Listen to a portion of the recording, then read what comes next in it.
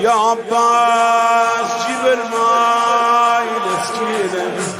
يا عباس جيب الماي مسكينة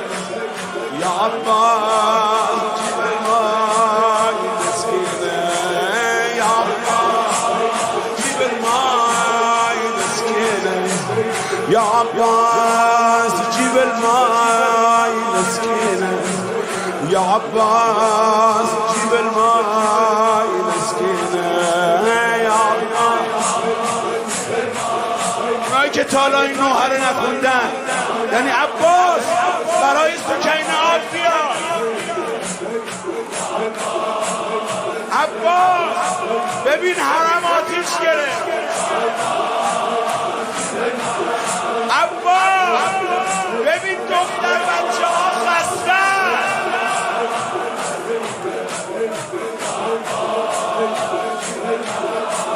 حرم تشنه يا عباس شوف الخيام يا عباس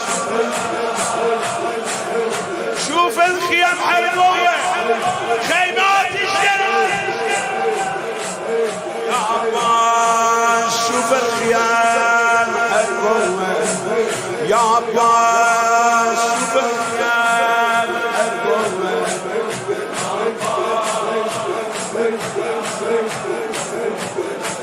يا عباس شوف الحسين عطشانه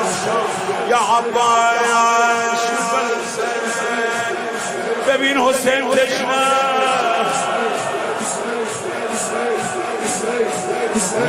يا عباس شوف البنات تعبانه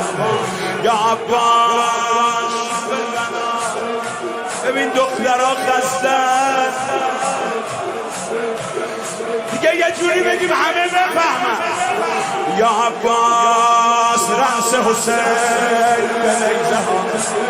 یا عباس یا عباس آتیش زدن به خیمه ها یا عباس رأس حسین به نیزه ها یا عباس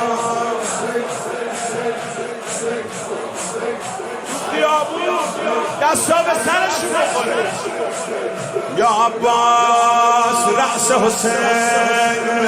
ها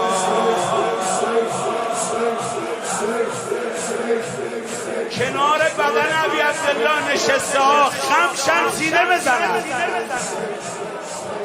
یا عباس رأس حسین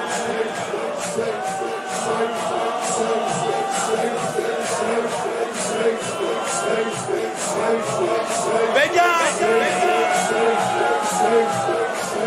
یا عباس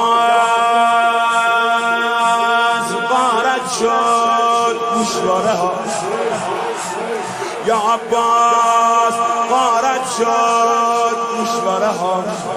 یا عباس سیلی زدن به دخترها یا عباس